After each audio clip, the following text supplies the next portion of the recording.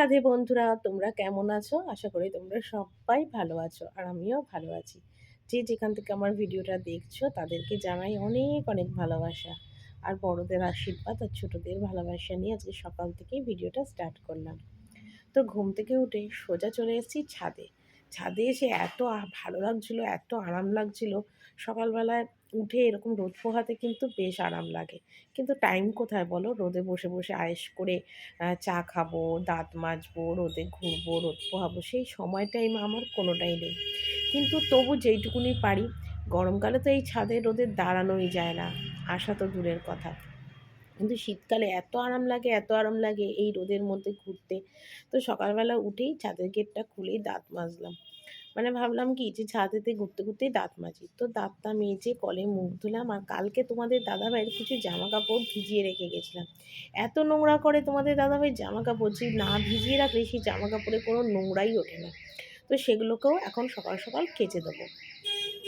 আরেকটা কথা কি বলো তো, আমাদের উঠোনেও না প্রচণ্ড রোদ হয়, কিন্তু উঠোনেও না ঘোরার টাইম হয় না। আর দেখো, উঠোনে ঘুরলে উঠোনে আমার কে ভিডিও করে দেবে বলো তো? উঠোনের মধ্যে তাহলে চেয়ার রেখে তারপর আমাকে ফোন দাঁড় করিয়ে স্ট্যান্ড মানে ভিডিওটা করতে হয়। কিন্তু ছাদে কী হয় বলতো, সুবিধা আছে, চেয়ারটা রেখে আমি ভিডিওটা করতে পারি। তো সেই জন্যে আর উঠোনে হয় না। অনেক সময় ভাবি যে উঠোনে ঘুরতে ঘুরতেও তোমাদের সাথে একটু ভিডিও করব। কিন্তু সত্যি বলছি, আমার না ফোন ধরার খুব অসুবিধা। অনেক সময়তেই ছেলেকে বলি যে, "বাবু একটু ফোনটা ধরে দে।" তো বাবু ধরে দেয়।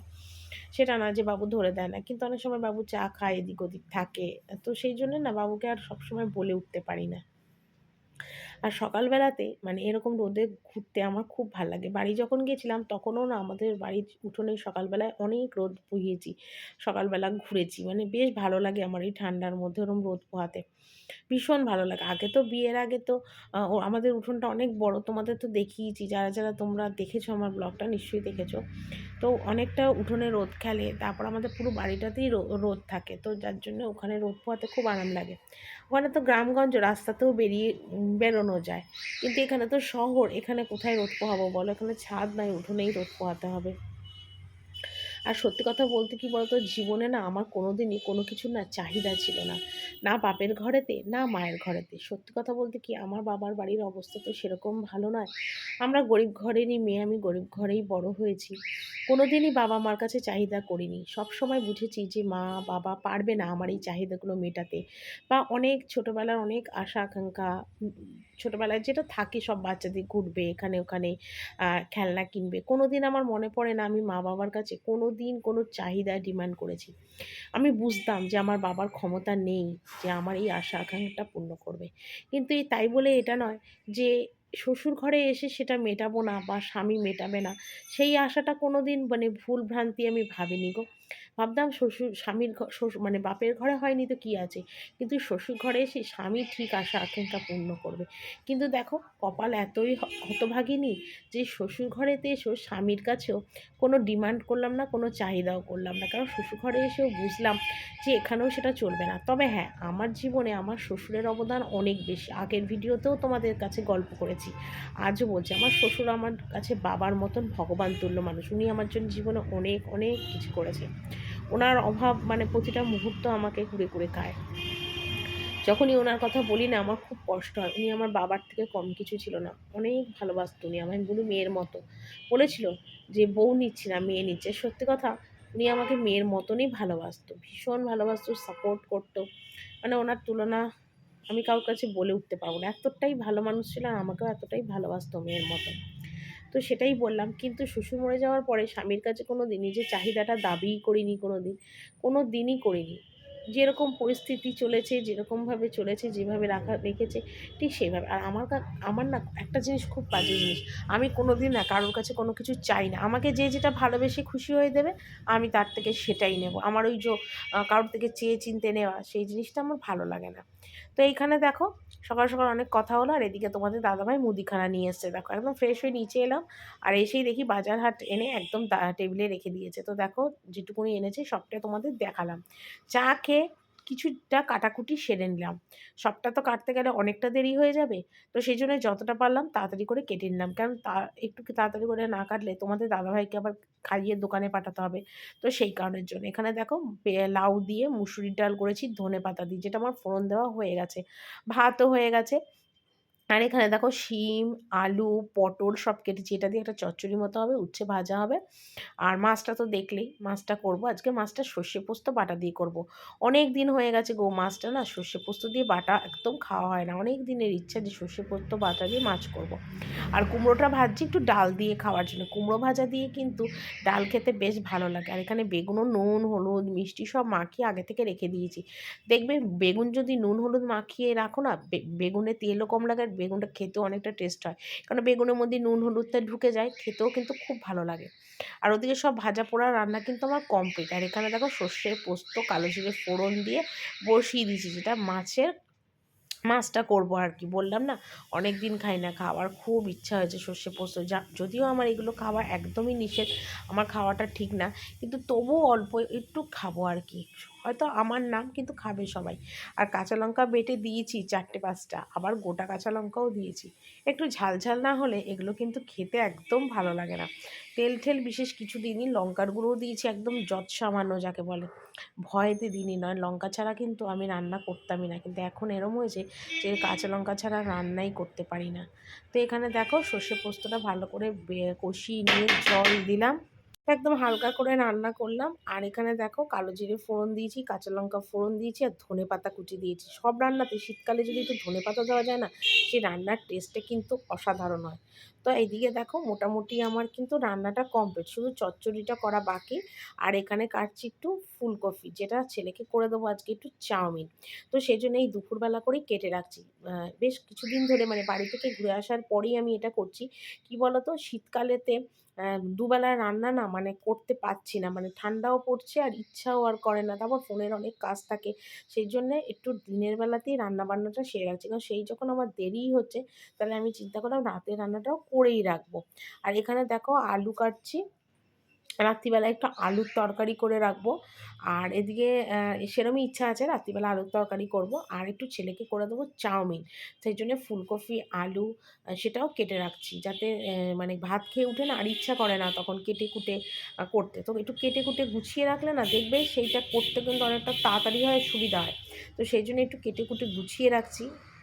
তো এখনো রান্না বান্না আমার কিন্তু কিছুই কমপ্লিট হয়নি, মানে লাস্ট রাত্রিবেলা রান্নাটা করছি। শীতটা একটু পড়েছে, ঠান্ডা পড়েছে। আর যার জন্য রাত্রিবেলা না এখন আর ইচ্ছা করে না যে রাত্রিবেলা এসে আবার মানে রুটির সাথে আবার তরকারি করি, ঠান্ডা পড়লে যা হয়। আর দুবেলা রান্না করা সত্যি কথা খুব কষ্টের। আর আমাদের বাড়িতে তো অল্প স্বল্প রান্না হয় না, অনেকটাই রান্না হয়। যখন হয় তো অনেক রকম রান্না হয়। তো সেই জন্য বাড়িতে আমি বললাম যে আমি মানে দুপুরবেলায় রান্না করার সাথে রাতের রান্নাটাও করে রাখবো, যেটা যখন থাকবে। ঠিক আছে, যেমন আজকে আলুর তরকারি করে রাখছি, পাঁচফোড়ন, শুকনো লঙ্কা, ধনে পাতা, টমেটো সস সব দিয়ে একটা রুটি হোক পরোটা হোক যা খাবে খাবে সেটার একটা তরকারি করে রাখছি। আর এমনি দুপুরে রান্না বান্না পুরো কমপ্লিট, একবারে করে নিয়ে তোমাদের দেখাবো, ঠিক আছে। আর সকালবেলা উঠে তো অনেকগুলোই বাসন মেজেছি, এখনও দেখো বাসন টাসন কিচ্ছু আমার গুছানো হয়নি। আলুর তরকারিটা বসিয়েছি, বসিয়ে নিয়ে আবার তোমাদের সাথে ভিডিও করছি, ঠিক আছে। তার মাঝখানে আবার ছেলেকে খাওয়াতে বসালাম, খাওয়াতে বসিয়ে প্রায় আধ ঘন্টা টাইম গেল, কেন আমি যদি ওটা না খাইয়ে দিই ও আরও দেরি করবে খেতে। তো সেই জন্য আরও দেরি হলো খেতে। তো এই হলো কথা। তো চলো বাসনগুলো আগে ঝপঝপ করে একটু গুছিয়ে নিই। আলুর তরকারিটা হতে হতে বাসনটা গুছিয়ে নিয়ে তোমাদের একবার রান্নাটা আমি দেখিয়ে দেবো, ঠিক আছে। তো ওদিকে আলুর তরকারিটা বসিয়ে দিলাম, আর বসিয়ে দিয়ে দেখো সকালবেলা উঠে অনেকগুলো বাসন মেজেছি, সেগুলো গুছোনো হয়নি। তো সেগুলোই ভাবলাম গোছায় নিই। কারণ তরকারিটা হতে হতে ঢাকা দিয়ে দিয়েছি, হতে হতে আলুটা একটু শক্ত আছে, ওটা হতে হতে আমার এদিকে বাসনটা গুছানো হয়ে যাবে। আর বাবুকে সকালবেলা আজকে দিয়েছিলাম বেগুন ভাজা, ডাল আর মাছ ভাজা, এই দিয়ে খেতে, ওর মতো খেয়ে নিয়েছে। তো ও যাবে আবার ঠাকুমার সাথে ঠাকুর ঘরে, তো সেই জন্য ওরও একটু তাড়া আছে। আর আমারও আজ যেহেতু দুবেলা করে এখন রান্নাটা করে রাখছি, মানে রাত্রে রান্নাটাও করে রাখছি, সেই জন্য সত্যি আমার একটু দেরি হচ্ছে। আর কি বলবো, যতই সকালবেলা উঠে সমস্ত কাজকর্ম গুছিয়ে করি না কেন, কিন্তু রান্না করতে করতে যে আমার এত দেরি হচ্ছে, মানে প্রচুর বেলা হয়ে যাচ্ছে এখন। আর শীতের বেলায় এমনিতেই ছোট হয়, তো তার জন্য আরোই মানে আমি সময় কুলোতে পারছি না। মানে কোন কাজটা যে তাড়াতাড়ি করবো আর কোন কাজটা যে করবো না তাড়াতাড়ি হবে কিসে, আমি কিছুই বুঝে উঠতে পারছি না। তো যাকে যেটুকুনি করে সেটুকুনি করবো। আর বাসনটা যে মেজেছিলাম দেখো জল ঝরছে, মানে জলটা মানে ঝরেছে, অল্প অল্প জল রয়েছে বাসনে। তো একবারে ঘরটাও আমি একটু মুছে নেব। সবসময় তোমাদের সব কিছু কাজকর্ম কিন্তু আমি খুঁটিয়ে দেখাতে পারি না। কেন বলো তো? যদি কাজকর্ম সমস্ত খুঁটিয়ে দেখাই না, সেই ভিডিওটা কিন্তু প্রচুর বড় হয়ে যাবে, প্রচুর বড়। আর তোমাদের কিন্তু দেখতে হয়তো ভালো লাগবে না। কিন্তু একই সময় ভাবি যে না, একটুখানি খুঁটিয়ে খাটিয়ে দেখাটা দরকার। না তো তোমরা হয়তো ভাববে আমি বোধহয় সারাদিন এইটুকুনি কাজই করি। কিন্তু যারা জানে তারা কিন্তু বলবে না এই কথাটা। কারণ আমি কিন্তু অনেক সময় অনেক কাজকর্ম খুঁটিয়ে খাটিয়ে দেখিয়েছি। আর সত্যি কথা বলতে কি যে মানে বাড়ি থেকে আসার পরে মানে দুদিনের জন্য বাড়ি গেছি, কিন্তু এত মানে আমার সংসারের হাল খারাপ কি বলবো। মানে নোংরা ঠোংরা হয়ে একাকার হয়ে রয়েছে যাকে বলে। তো এখানে দেখো ঘরটাকে একটু ভালো করে মুছে নিচ্ছি। ঝাড় তো সকালবেলাই দিয়েছিলাম, কিন্তু সেটা তোমাদের কাছে কিন্তু আমি শেয়ার করতে পারিনি।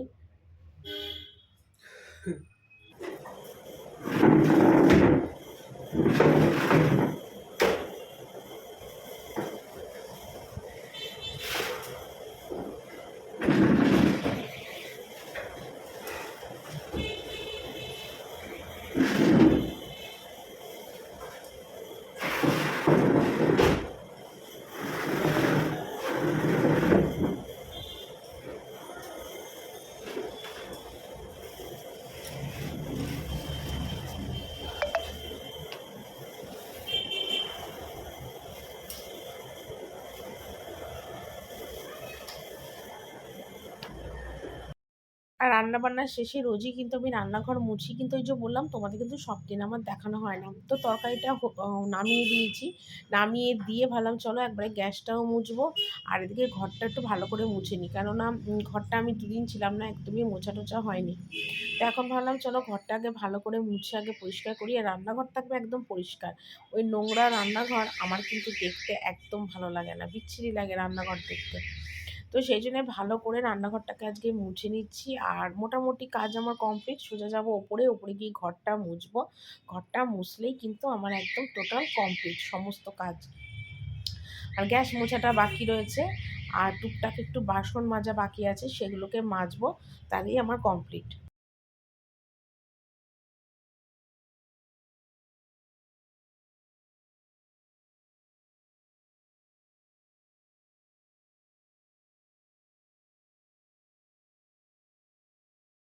তারপরে রান্নাটা তোমাদের দেখিয়ে দিই। এখানে আছে দেখো ভাত আলু সিদ্ধ, যেটা আমি রোজ করি। এখানে আছে দেখো বেগুন ভাজা। আর এখানে আমার আলাদা করে একটু বেগুন ভাজা কুমড়ো ভাজা রাখা রয়েছে। আর এটা কালকের বাসি সোয়াবিন জাল দিয়ে রেখেছি। এখানে দেখো করেছি লাউ দিয়ে মুসুরির ডাল ধনেপাতা দিয়ে। আচ্ছা, এটা হলো রাত্রিবেলার আলুর তরকারি করে রেখেছি, ঠিক আছে? রাত্রে গরম করব খাবো।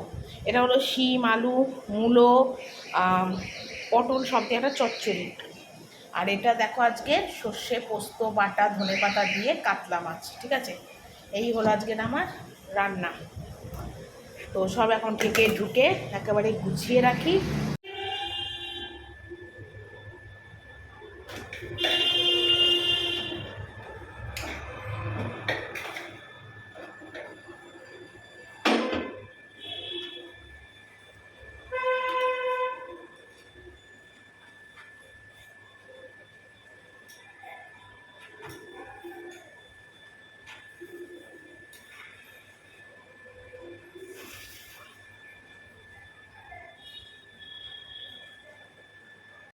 তো গ্যাস মুছলাম, আর এই টুকটাক কিছু বাসন আছে সেগুলোকে ঝপাঝপ করে মেজে নিই। কেন বলো তো? হাতে হাতে বাসন মেজে ফেললে কিন্তু অতটা বাসন জমে না। আর যদি মনে করি যে না মাজবো না, আলিস্যি কুড়েমি করি, তখন দেখবি সেই বাসনগুলো কিন্তু সেই থেকে যায়, পরে আমাকে মাজতে হয়, আর অনেকটা বাসন জমেও যায়। তার থেকে হাতে হাতে কিন্তু দেখো বাসনগুলো মেজে ফেললে সুবিধা হয়। আর আমি তো আগে তাও বাসন জমিয়ে রাখতাম, এখন আর কোনো বাসন আমি জমিয়ে রাখি না। হাতে হাতে যেটুকুনি পারি মেজে নিই।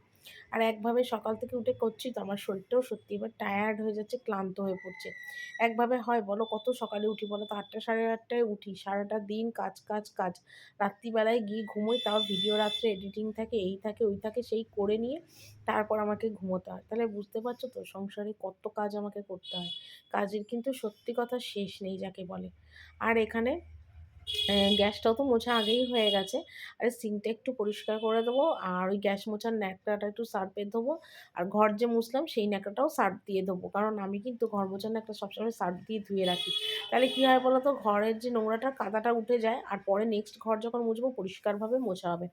আর এখানে সাবান রাখার বাস্কটা, ভিম বার, স্কচব্রাইট সব ধুয়ে ধুয়ে তাকটার মধ্যে রাখছি পরিষ্কারভাবে। কারণ এঁঠোকাটার কাজগুলো হয়ে গেল। এরপর যখন আমি স্নান করে আবার খেয়ে দিয়ে বাসন মাজবো তখন আর ঘিন্না টিন্নাগুলো আর লাগবে না। গুড ইভিনিং বন্ধুরা। তো এখন সন্ধ্যা হয়ে গেল। আর একটা কারণ হলো চান করে উঠে ঘরটর মুছেছি, ঘর মুছে চান করেছি, চান করে 2 মিনিটও বসিনি, বসে খেতে এসেছি। খেয়ে আমি একটু বেরিয়েছিলাম, তখন বাজে 5টা। বেরিয়েছিলাম বলতে আমি গেছিলাম আইব্রো করতে। দেখি তোমরা বুঝতে পেরেছো, আইব্রো করলাম, ফোরহেড করলাম, সব করে আমি এখন এলাম, ঠিক আছে। তো যেহেতু গেলাম, তো বাবুর টিফিনটা করে যায়নি। আর বাবু খেয়ে উঠতে উঠতে আজকে একটু দেরি হয়েছিল। তো সেই জন্য আমি চিন্তা করলাম কি, যে যখন বাবুর খেতে এতটাই দেরি হয়েছে তাহলে একটা দরকার নেই, আমি একটু লেট করেই বাবুকে খেতে দিই, ততক্ষণে আমি পার্লারের কাজটা মিটিয়ে আসি। তো সেই জন্যই পার্লারের কাজটা মিটিয়ে এলাম। এসে এখন আমি চাও করব আর বাবুর চাউমিনটাও করবো। আর এখন বাজে 6টা। ওই চাউমিন করে আর কি চাটা করবো, ওই করতে করতে 6:30 7:45 বেজে যাবে। তারপর একটু টিভিতে বসবো। তো চলো, গরম জল বসিয়ে দিয়েছি চাউমিনে সিদ্ধ করার। তো চলো, তারপর তোমাদের সাথে আবার পরে এসে কথা বলছি। চাউমিনটা চপাচপ বানিয়ে নিই, ঠিক আছে।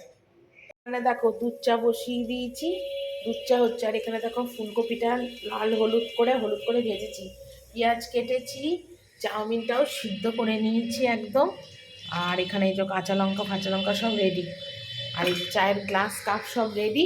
ওই চাটা ঢেলেই আমি চাউমিনটা বসাবো বাবুর জন্য। তো এই দেখো বাবুকে চাউমিন করছি, বাবু এখন খেতে বসলো। আর ঘড়িতে দেখো কটা বাজে, 7টা 15। ঠিক আছে, তো চলো বন্ধুরা, আজকের ভিডিওটা এখানেই শেষ করছি। কালকে একটা সুন্দর ব্লগ আর ভিডিও নিয়ে চলে আসবো। টাটা।